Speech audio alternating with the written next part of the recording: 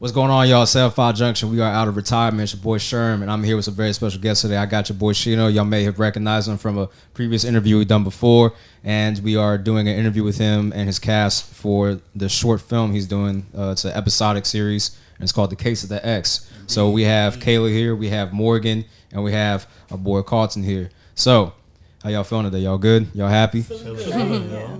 Excellent. Feeling good. Some interesting weather we had today, raining. Bright sunshine, you know how it is in Virginia, on and off, right. But nah, so let's get right into it. Let's talk about the film. So, Case of the X. Let's talk a little bit about the inspiration about the film and what made you decide to go about making it.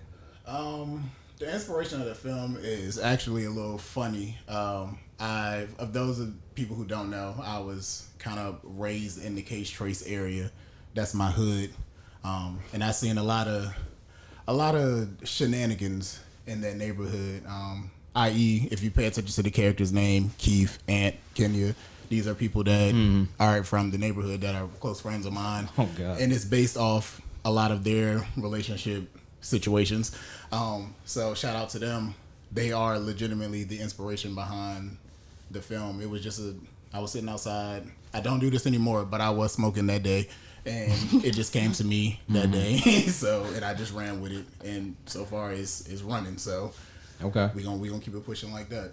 Okay, I got you. So kind of a high thought, and you kind of just did it on a whim from that point, and you're like, all right, you got something that you can go with here. Indeed. And you like the horror genre a lot, so you kind of decide, okay, I'm gonna go this direction with it. Put a horror twist to it. Okay.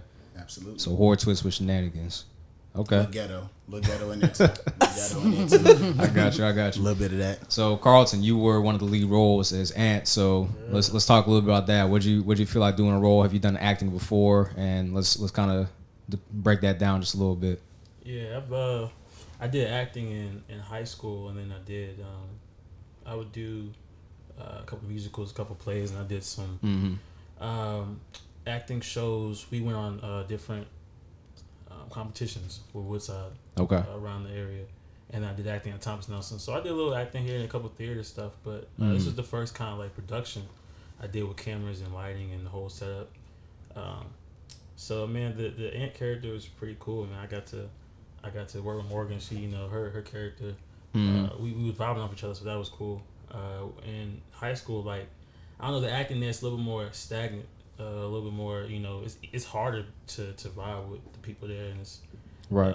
But we was on set, we was all chilling, it was like we was family, we was vibing. So the Ant character was me essentially. It's just he's funny, he's goofy, and Rhonda let me kind of go in there and do what I want to do. So that gave me a lot of room and space to move around and just be me. So it was cool, man. It was great. I loved it. I can't wait for the rest, for real. So. Okay, dope. So it's kind of like you were embodying yourself in that role, and it was pretty fluid and natural from that point because it's you.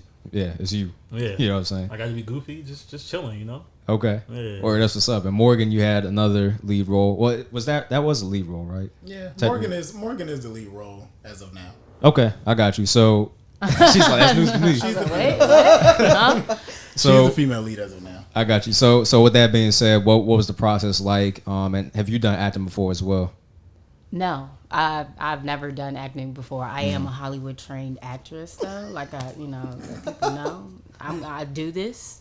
This is what I do. No, but it's my first kind of like entryway into acting, and I mean I like movies and things like that. So I just kind of like. Actually, Kayla asked me. She knows Kayla. And I was like, cool, why not? Try it out. Morgan was actually a replacement for Nikkei. Disrespectful. Right. She was disrespectful. an understudy that didn't know she was an understudy. A situation happened, and said person had to be replaced. So Morgan was I gave Kayla the synopsis of the character, and Morgan was the first person that came to her mind.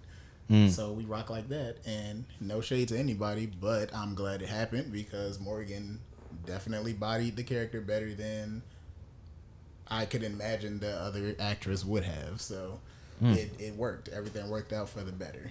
So, Okay. Interesting. All right. Always work out better. So Kayla, you were in charge of makeup on the set. So what was it like doing makeup? How long have you been doing makeup? And have you done makeup for a film before or any type of videography or anything like that? So I've been doing makeup since 2013. Actually, oddly enough, Morgan started off. She actually taught me how to do makeup. Yeah, things that come back full. Yeah, she yelled at me for about 45 minutes because I was trying to blend out like this $10 mega palette that you get during Christmas, which is complete shit. Like nobody can blend that, but I'm thankful that we did it that way because it made it so when I did start actually working with good products, like oh, this is nothing.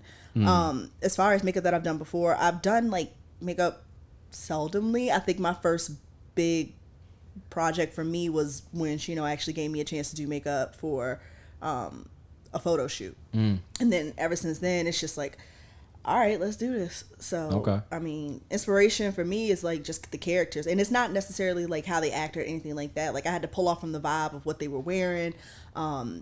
Josie's character she had to help me with because she was supposed to look like she's going through it, so she had to be cute but not too cute.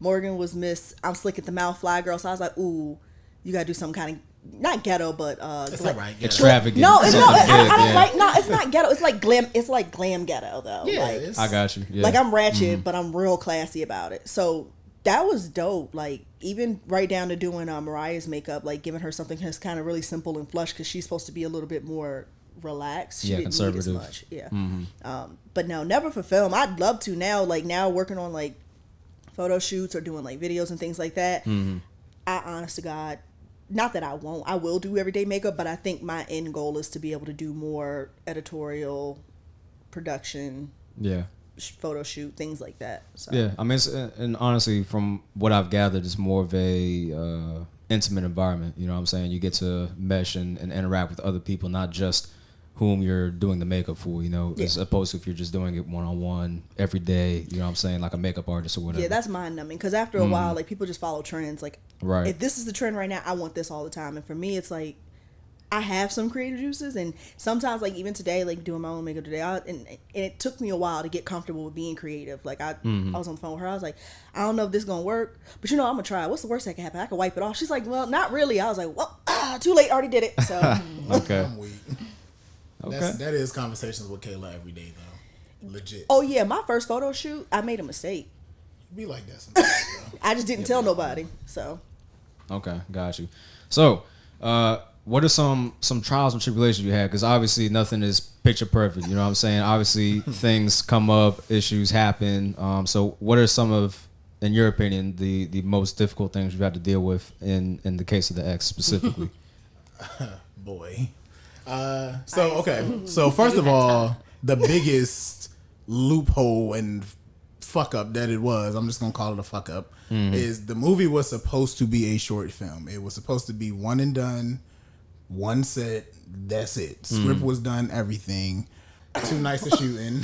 So it just came to the point of just like, forget it. We just gonna turn into an episodic series. But at the end, it still works because I've noticed fans are gravitating more to that than what they were with the movie situation. So it benefits. So the fuck up actually turns into a turn up at the end of the day. Like, so I'm comfortable. I'm happy with the decision actually, because it actually promoted Morgan's role up from just being the leading lady. She's also one of my co-writers now. Like, we're writing this thing together because Lord knows, if you know me, patience is not one of my strong points. I'm ready to get it done and keep it rolling.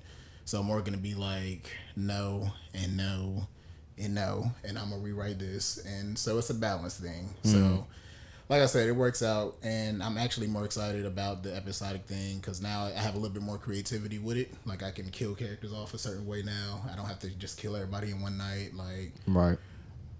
I almost spoiled something, but I'm gonna just leave it be because I'm gonna just leave that be. But so yeah, it's interesting, and I kind of like it because it keeps me on my toes now. Like, now I have to work a little bit more versus when we did Severed Ties. It was run and gun. We really didn't know where anything was coming from at that certain point. Right. So that, and Lord knows, when this blooper reel come out, everybody will see the difficulties that we had to deal with on that night. So just episode 1 is a blooper reel of its own. Like, it's an episode, honestly. It really is. So I can't wait for everybody to see that because there's definitely some laughs for everybody, for sure. Okay, I got you. So Carlton, what would you say, in your opinion, was something that was difficult dealing with, or some of the challenges you've had as far as doing the film and recording, whether that be as an actor or just as a bystander seeing how everything unfolded? I think we just, what we're doing, what's kind of different now is we kind of know each other more now, so our chemistry is a little bit up. The first night we came, that was kind of the first time, that was the first time we had all been together, Yeah. And so our chemistry wasn't all the way there yet, so we were trying to fill each other out. And it's hard to do that when that's the first night of shooting, because it's like, all right, you gotta fill each other out while also kind of be like, make it look believable for the cameras. Right. Luckily, I knew Frank, that's my boy, so our chemistry was already there. And luckily, me and Morgan's chemistry was, it was building to where it is now, to where it's like we look like, we're a couple in real life. So it's like, but everybody else kind of just all being there, like the living room scene. The montage scene. Yeah, the montage scene. It's funny because, I mean, we're like, I've acted before, but like I said, I've never done no big production. So it was like, making sure everything, the lines were like, rat-tat-tat, like, all right, it looks believable, like, you got them down. And then, of course, we got to look at scripts sometimes and get all down. But I got to say, like, it was fun. Like, I would be upset if at the end of the day I'm like, this is whack. Like, everybody's whack. I'm not enjoying doing this. Like, I'm going home. Like, but I was like, yo, this is chill. Like, I don't mind being there. We was there like 5 a.m. I was like, at this point, I don't even mind, because it's like, we having a good time. It's a good atmosphere. So I'm really glad about that. But other than that, man, like I said, I haven't had a lot of problems. Like, I had a lot of problems in theater in high school where I just be wanting to fight people and my directors and stuff. But I was chilling on this set, so I was very happy that we all were vibing off each other. So now you wanted to have a squabble with your fellow coworkers and stuff like that. Was that because of their personalities, or was it just because you don't like being told what to do, or the way they were talking? You're like, what was the situation? So in theater, in high school theater, it's really kind of like anything in artistic wise in high school. The teachers have a certain way. They've already thought of a certain way to how to do it. Right. So it's hard for you to kind of express yourself how you want to. You can only go so far with them and be like, you can't do that, or you can't say it like that. Me, I'm going to do it every way I want. And the way I'll do it is I'll learn it how you want, and then the night of the show, just go on stage and do whatever I want. And I've done that before. But it works out in the long run, because, I know, what to do. Like, I know what's better for the character. Once I learn the character down, I put myself into it. I learn, as much as I can. I haven't learned the mom name of the character, the dad name. If it don't, I make it up. With the dog name, with his favorite thing to watch on TV, so I can become that character. So when I'm in there, people like, he is him. Like, he's not somebody playing that role. He is that role. Okay. So it's just the directors would, they'd be like, no, you gotta do it like this, and I'm like, all right, well, hear me out. This seems like a better way, because you want me to be his character. I feel like this is what the character would do. Like, I'm never gonna try and go too off the rails for what, I still try to stay in line with the script and what the character you want the character to be. So they were just, not wanting to be like that. But I mean, at the end of the day, I won an award for West Side, so I'm like, what? Talk your shit. You can't be mad at me, because I got you the gold. So right. But I'm humble. That's I got you. So so the lack of wiggle room and the non-conform, I mean, not non-conformity on your behalf, but more so the lack of compromise. That's where you were having issues. Okay, I got you. That makes sense. Well, looks like you had that ability to be able to. That's what I'm saying. They let me. To have wiggle room. You know what I'm saying? You let me do what I was going to do. Like, I literally gave everybody that ability, because I think what I've learned just from working with them as a director is as a director, you're pretty much the quarterback, and you have to learn how to audible on the fly. And sometimes your audible as the coach or the quarterback ain't the best audible. So Carlton has way more experience with this than I do, as far as the acting portion and knowing what looks good. Like me, obviously on the director portion, I would know a little bit more with the cameras and the lighting and what that's supposed to be. But I've never acted. I'm not into theater, so I don't go look at stuff like that. So of course I took his input with a lot of the scenes, actually, and his input made a lot of the scenes much better.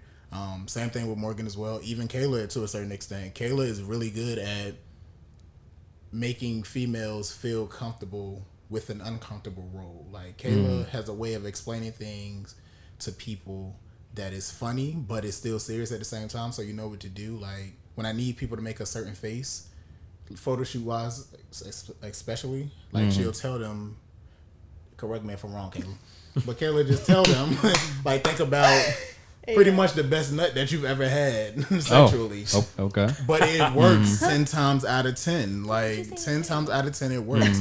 Like Josie's photo shoots, the way how they come out is literally 60% Kayla. Like as far as makeup and getting her facial expressions to be what they are.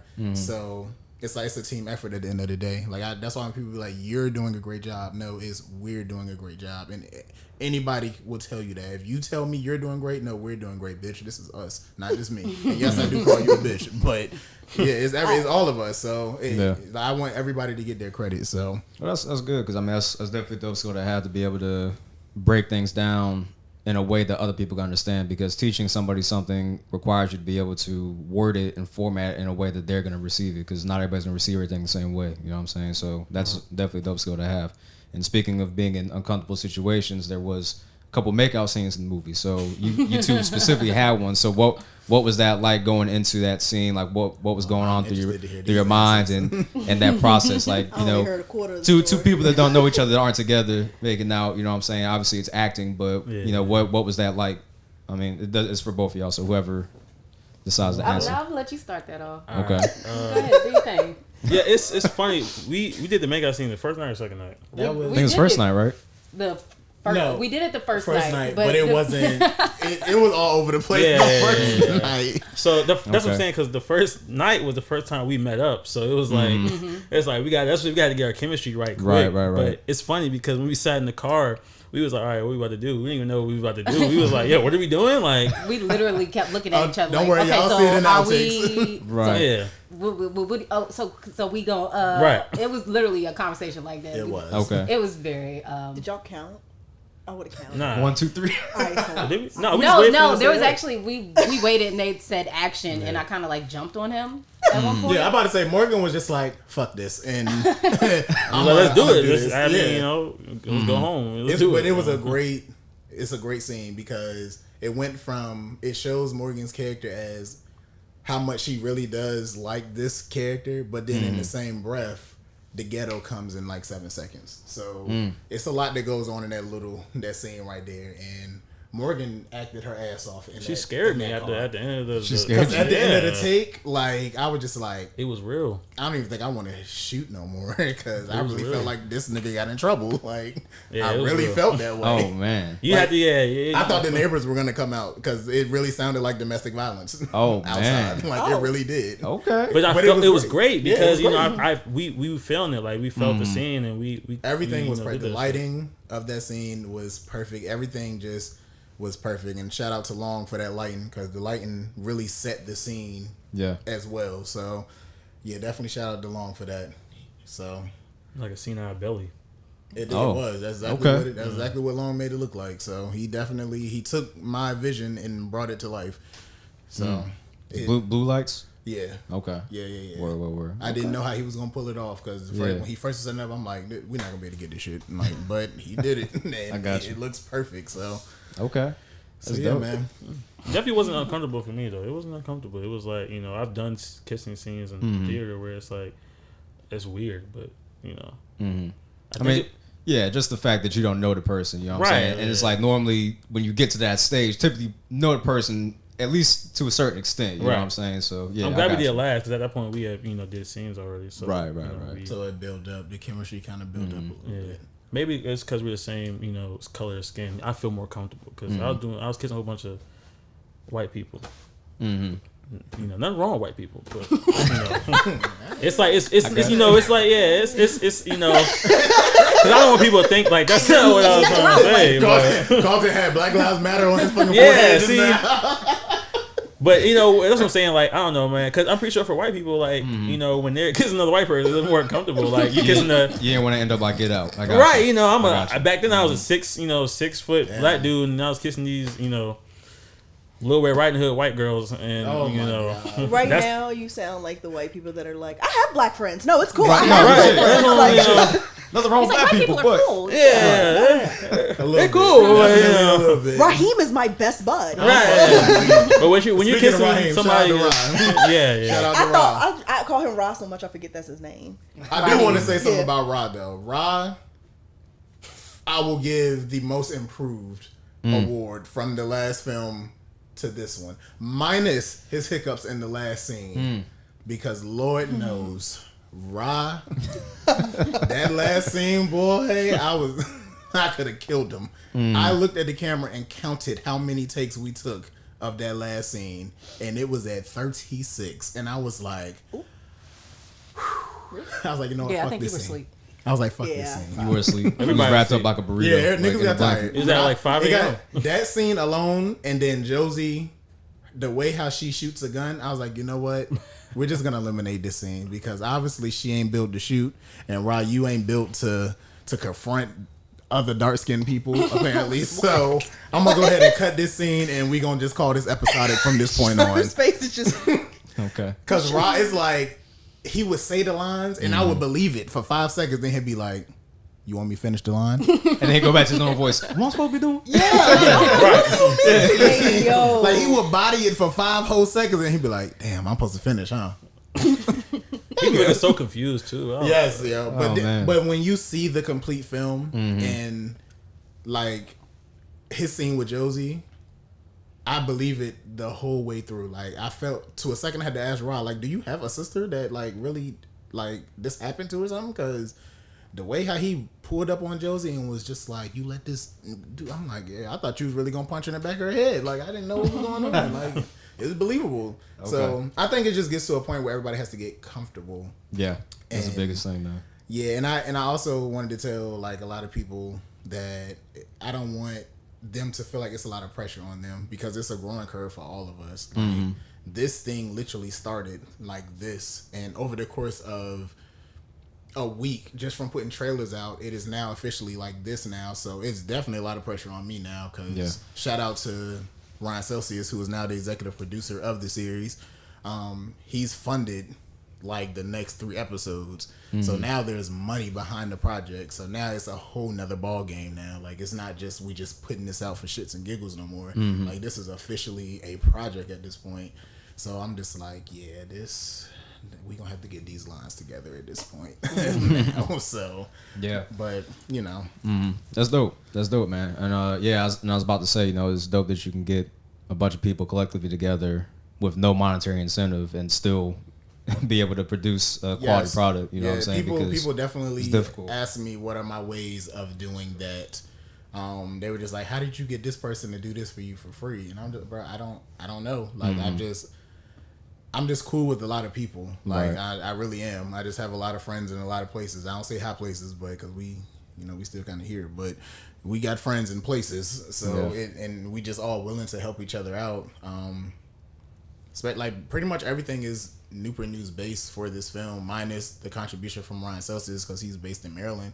But like the soundtrack is mostly Newport News artists. Most of our actors are based here. I think Mariah is the only one that's based out in Newport News. I think she's in Chesapeake, if I'm not mistaken.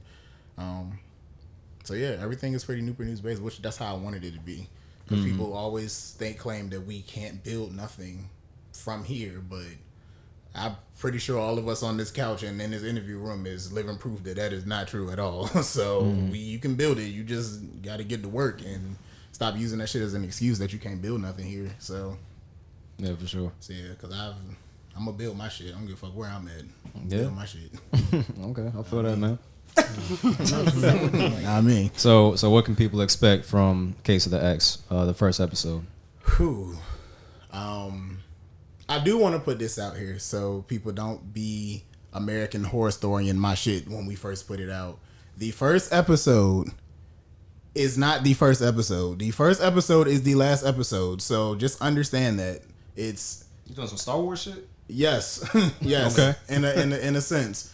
So first episode is going to end up being the finale when it's all said and done, and everything else after that is going to build up to that moment. But there will be a lot of twists and turns. So look at the first episode, enjoy the first episode, but don't all the way believe the first episode because niggas you might see in there might not really be there. So you just me. It's a roller coaster, baby. Just put your seatbelt on. Be ready. Put your seatbelt on. Well, consider me buckled in. I'm interested. Oh no, it's gonna be. I love. Even though it took a whole year for it to get its just dues and get the views that I think it deserved. I loved Severed Ties because Severed Ties was still the the blueprint for this. So granted, it might not have been shot like this is shot. It might not look how this looks, but it's still the reference point at the end of the day. And we pulled, like I said, we pulled that shit together with nothing, no budget, no nothing. Like just everybody just putting in, and we figure out whatever we figure out. And it took a year, but it's sitting at like 8,000 views now, and I'm content with that because it's, well, like I said, it was just a masterpiece that just got thrown together. It won't really planned out. It wasn't nothing. So this one now I'm gonna need a little bit more views than that because this is a little planned out. Right. This one's a little budgeted and stuff a little better. So, but it's really not about the views for me though. I just want people to see it and understand that you can legit make this type of work with a small budget because my budget is not extensive, but it's just working with what you got, learning how to make the best out of the worst situation. And Lord knows Kayla has been my godsend because makeup artists is expensive.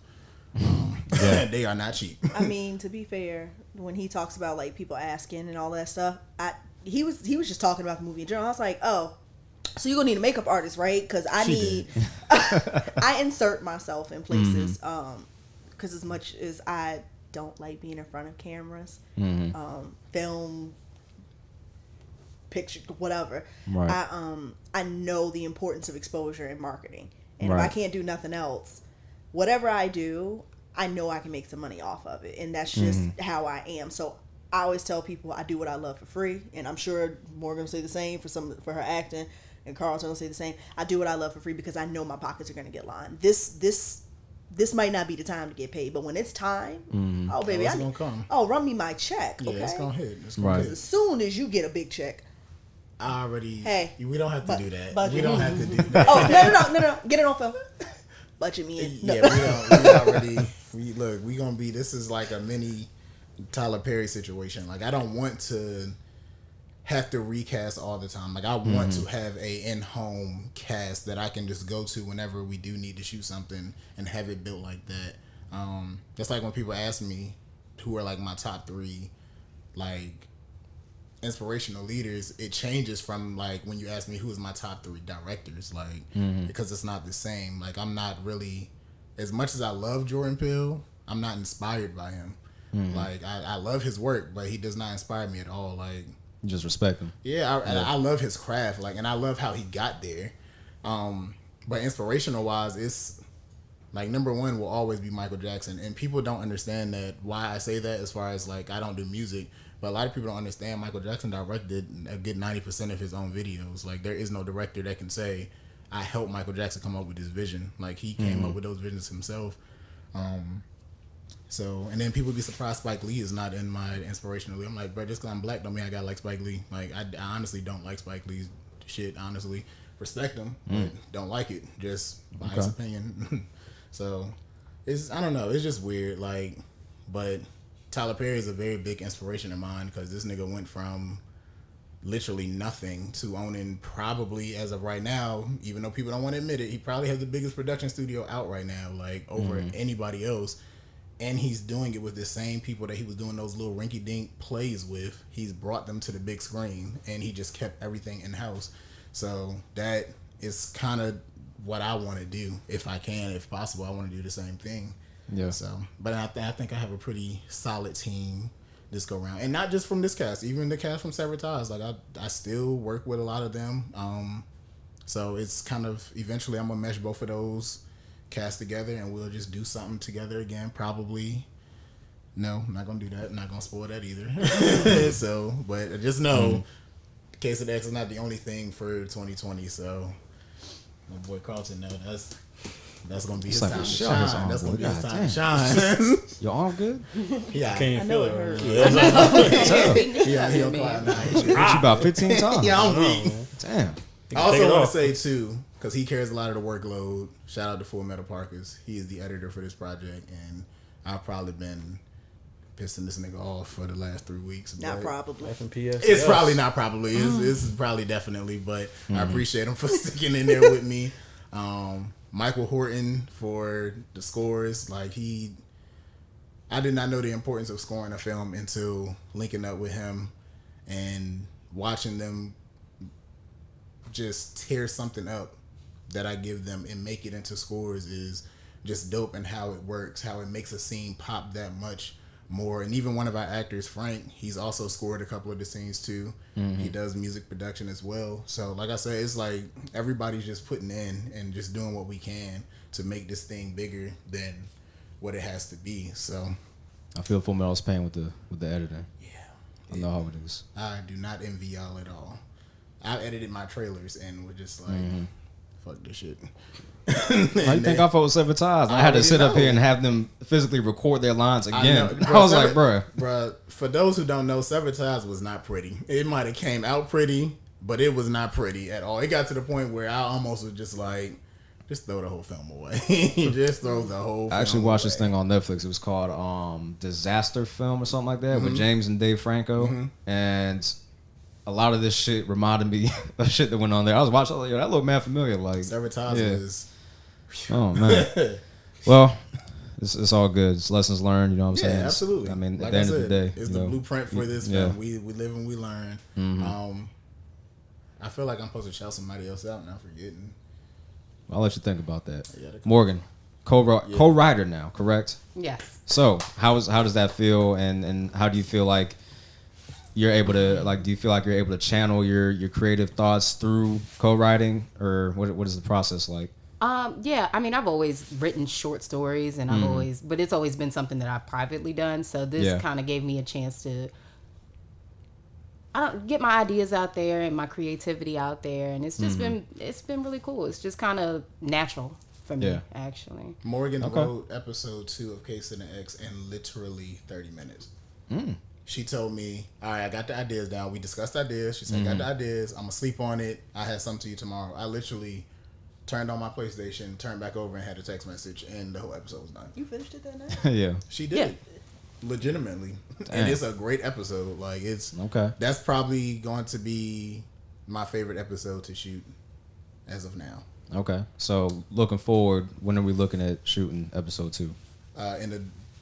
This month. This month? End of this month. That's what we're looking for. It's going to be a hot one, boy. It's definitely gonna be hot, but it's gonna be easier because when we get to the breakdowns, the episodes. I mean, this ain't really spoiling nothing, but everybody has their own individual episode. So they have an episode, Like an origin story, kind of. pretty much how we got to that night. Frank has an episode. Josie has an episode. Mariah has an episode. So everybody has their own episode, and then all the plot twists are just come in and out. I actually added a new person to the cast. I don't know if a lot of people remember or know him, but in my eyes, he's a light-skinned god, and he's one of the king light-skins, and Chris Burton. I'm actually ecstatic to have him on the cast because the role that he's playing had to be a light-skinned person. Like, with me, his role is a Captain Save-A-Ho role, and you cannot be dark-skinned and do that. You have to be light-skinned. That's just me. That's just me. It's just me. It's just me. Well, I've seen light-skinned things that contradict that, but yeah, cool. I've seen a couple dark. That's irrelevant. You know, that's irrelevant. I'm gonna let you get it off. That's yeah, cool. you know. For this film, he had to be light skinned. He had to be light skinned. Light skinned, waist, tall. You know, it just fits. He just fits the whole. Checked all the boxes. The whole. I mean, yeah, you know. So Okay. it'd be like that. So you know. Okay, interesting. But it's dope. I can't wait for him and Carlton's beef. That's gonna be my favorite beef in the series. Are you ready for it, Carlton? Just, it's the first time I'm hearing about it. So Carlton ain't know. I am Carlton ain't know. interested now.